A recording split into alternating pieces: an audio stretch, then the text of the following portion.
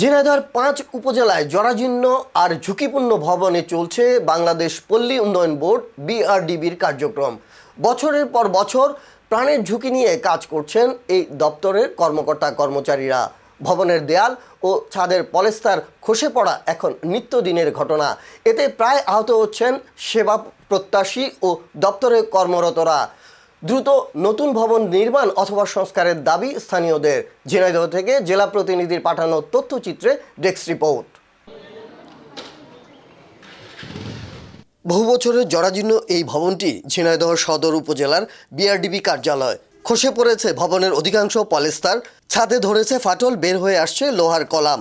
পলেস্তার খসে পড়ে প্রায় ঘটছে দুর্ঘটনা। এভাবেই চলছে দপ্তরের কার্যক্রম। প্রতিদিনই জীবনের ঝুঁকি নিয়ে কাজ করছেন কর্মকর্তা কর্মচারীরা। দীর্ঘদিন ধরে সংস্কার না হওয়ায় মহেশপুর উপজেলা বিআরডিবি ভবনের অবস্থাও দিন দিন হয়ে পড়ছে নাজুক।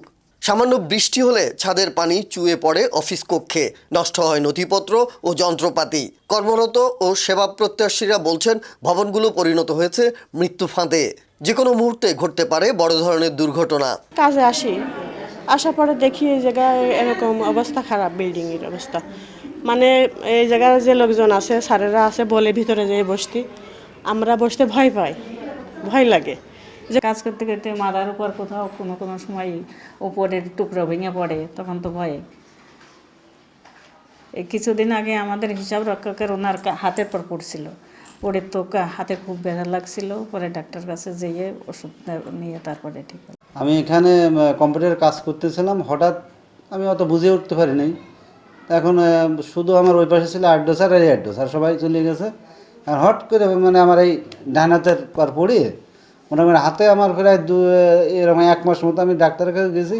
সেই ওষুধ খেয়ে প্রায় 1 মাস আমার হাতে ব্যথা ছিল। তা যাই হোক, যে আমার ওই হাতের পাত দিয়ে গেছিলো বলে আমার রক্ষা পাইছে। মাথা টাতার পর পড়লে হয়তো মানে আহত মানে কি মৃত্যুবরণ হয়ে যেতে পারত।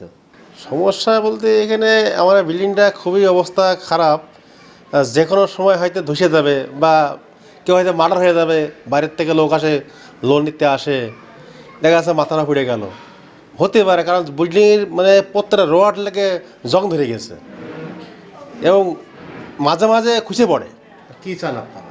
আমার নতুন বিল্ডিং চাই, নতুন করে ভেঙে নতুন করে বিল্ডিং হোক, এটা চাই আমরা।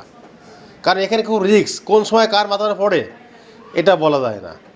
এখানে এই রুমে 3 জন কাজ করি। আমরা 3 জনই আসলে জীবনে রিস্ক নিয়ে কাজ করতে হয়। এবং আমরা এই রুমে যে 4 জন আসছি, আমাদের জীবনে ঝুঁকি নিয়ে কাজ করি। এবং যখন তখন এসে পলেস্টার খসে পড়ে। কিছুদিন আগেও এই তো কয়েকদিন আগেই আমাদের একটা পলেস্টার খসে পড়ছে। আমাদের একজন ভাই সামান্য আহত হয়েছে। তো এই বিল্ডিংটা খুবই পরিত্যক্ত অবস্থায় আছে। ছাদ বিভিন্ন সময় খসে পড়ার একটা ঝুঁকি থাকে। এখানে ওয়াশরুমগত ত্রুটি আছে, ওয়াশরুমে ভালো সুব্যবস্থা নাই। তো অতি সত্বর জীবনের নিরাপত্তার খাতিরে বলতে গেলেও আমাদের দ্রুত একটা নতুন ভবন বা একটা নিরাপদ আশ্রয়ের ব্যবস্থাটা খুবই জরুরি। কর্তৃপক্ষকেও জানানো হয়েছে, কিন্তু এটাকে মেরামত করার ব্যবস্থাও নাই। তো এটা জীবনের ঝুঁকি নিয়ে এখানে অফিস করা লাগছে। তো আমি চাই এখানে একটা সুন্দর ভবন হোক, অথবা নতুন ভবনে আমাদেরকে স্থানান্তর করা হোক। সংশ্লিষ্টরা বলছেন 5 উপজেলার মধ্যে 2 উপজেলার বিআরডিবি ভবন সংস্কারের আবেদন পাঠানো হয়েছে। পাশ হলে শিগগিরই একটি এবং পর্যায়ক্রমে অন্যগুলো সংস্কার করা হবে। আমার ঝিনাইদহ জেলার 6টি উপজেলা, তার মধ্যে 1টি উপজেলা কালীগঞ্জে সংস্কার করা হয়েছে। আর বাকি 5টি উপজেলার মধ্যে চলতি অর্থ বছরে 2টি প্রস্তাব প্রেরণ করা হয়েছে। একটি হলো ঝিনাইদহ সদর, আরেকটি হলো কোটচাঁদপুর। আশা করি এই চলতি অর্থ বছরে একটি বরাদ্দ পাবো এবং সেটা মেরামত করা সম্ভব হবে এবং বাকি উপজেলাগুলো ক্রমান্বয়ে সংস্কার করা সম্ভব হবে বলে আশা করি। অফিসের দেওয়া তথ্য মতে 1986-87 অর্থ বছরে নির্মিত ঝিনাইদহ 6 উপজেলার মধ্যে 1টি উপজেলার কার্যালয় সংস্কার করা হয় 2021 সালে। বাকি 5টি উপজেলার বিআরডিবি ভবনে ঝুঁকি নিয়ে কাজ করছেন অন্তত 180 জন কর্মকর্তা কর্মচারী। News desk, channel TT, Dhaka.